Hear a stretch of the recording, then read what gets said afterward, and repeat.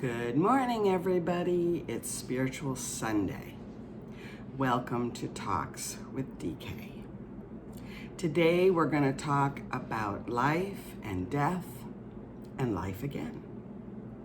With the current pandemic and many unexpected deaths that are happening right now, I thought this was a topic that I should cover as soon as possible. And I hope that this video provides you with some sort of comfort, because that's what my intention is.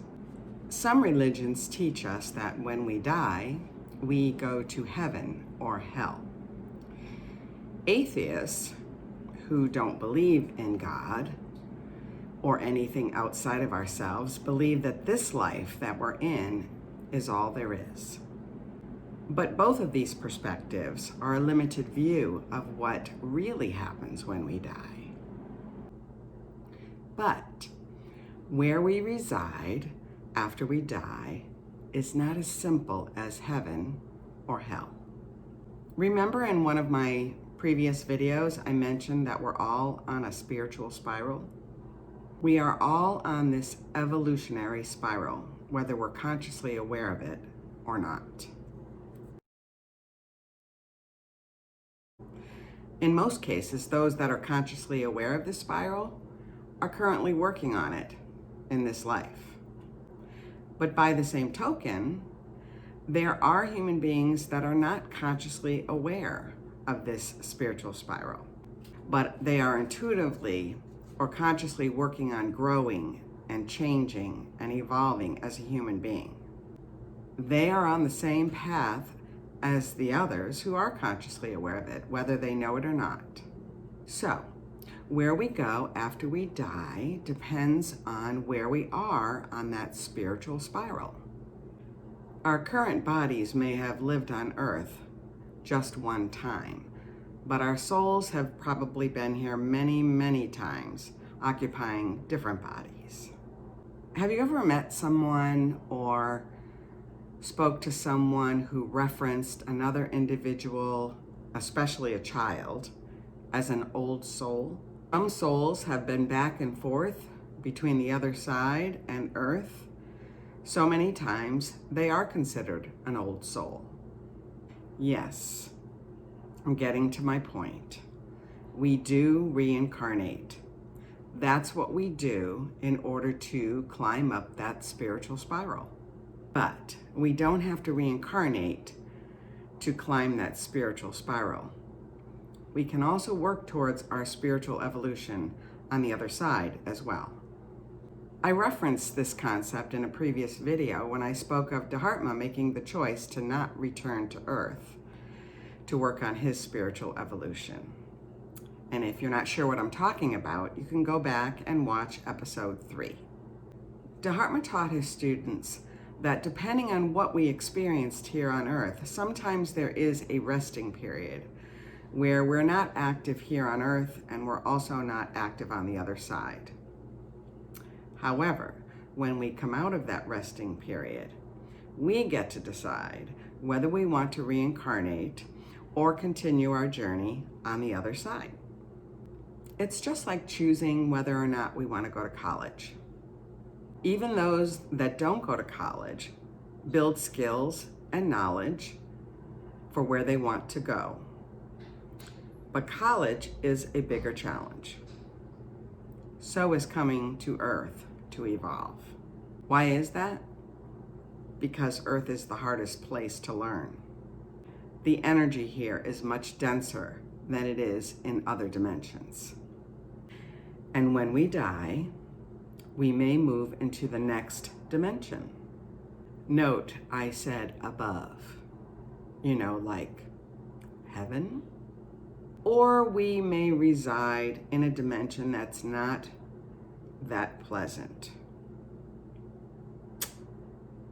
Maybe something called hell? Dharma taught us that there is no such thing as heaven or hell, but just different dimensions based on where we are at in our learning. But I definitely see the correlation in what religion has taught us about heaven and hell. Not only do we choose whether to reincarnate or not, we also choose who we want to reincarnate with. Now, I'm going to leave that topic for next week's video, where we will discuss soul groups, soulmates, soul twins, and the families that we're born into. Now, here's the other half of this. Not only do we get to choose when we're going to be born, we also get to choose when we're going to die. There was this famous psychic who wrote a lot of books. Her name was Sylvia Browne, and she used to talk about exit points in our life.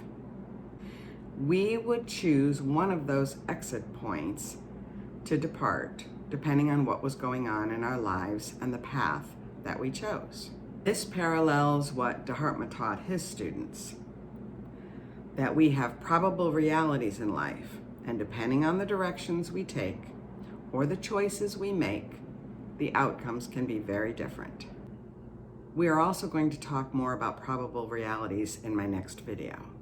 To sum this up so far, we come to the earth to learn or to teach, but we can also learn and teach or teach from the other side as well.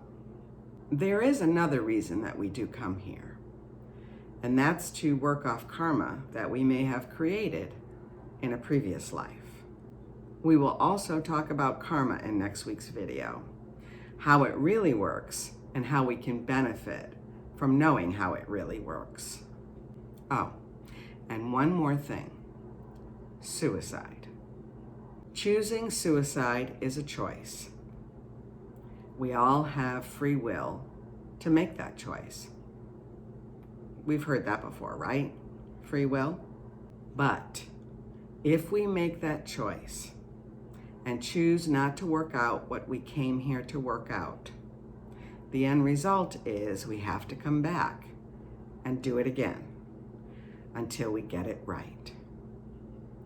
So, in all honesty, suicide is futile. Most people that choose suicide do so to escape pain or despair. But unfortunately, there really is no escape from that pain and despair, because we're experiencing that pain and despair, or the people that have caused us pain and despair, so that we can learn and grow on a soul level. When I learned about these concepts many years ago, I asked Dharma a lot of questions, and his answers provided me with a completely different perspective in my life. Now, I don't want to sound dismissive, insensitive, or uncompassionate, but my acceptance of these concepts have given me a completely different perspective on death. I'm at a point now in my life when someone passes, I don't feel sad for them for very long. I shift rather quickly to feeling happiness for them as I honor and celebrate their journey and the time that they spent here. If I do feel sadness, it's directed more towards the individuals who have to deal with the loss of the individual who has made the choice to pass on. If you haven't already said it, this might be the part where you say, Mary, this is all hogwash. And you're entitled to your opinion. But what I can tell you is that my life completely transformed because of these spiritual truths. I came into this lifetime as a very broken individual, and I experienced a lot of pain and despair, not only during my childhood, but also as a young adult as well. But I thank God all the time that I have learned these concepts and that I was exposed to this teaching, because I stand before you today as a much happier and healthier and whole human being. I am a true testimony of what can happen if you adopt these spiritual truths. If someone like me can do it, so can you. All you have to do is believe, explore, read, research, dig in. Now, before we depart, let's talk about all of this in relationship to what is happening on Earth right now. An abundance of souls have departed over the last few years. I think we've all noticed that. The question is, why? Dharma was still around when all of this began to happen in 2016. And he told us that many souls would be departing because they didn't want to be here for what was to come. I sometimes question why I didn't make that choice. Also, other souls are leaving because they've accomplished what they needed to here on Earth and have chosen to leave to help us from the other side. Ironically, their deaths bring about an awareness that we who have been left behind can learn from. I'm only going to mention 3 names just to serve as an example for you. But just know that not all of the people who have had this kind of impact, especially with their departure, are not celebrities. Extraordinary people, yes, but not celebrities. The 3 names and recent departures: John Lewis, Chadwick Boseman, Kobe Bryant. Think about these individuals and what they accomplished here on Earth. And know that they're probably going to assist us from the other side. I hope this information has provided you some comfort. Until next Sunday, be blessed and be safe. Namaste.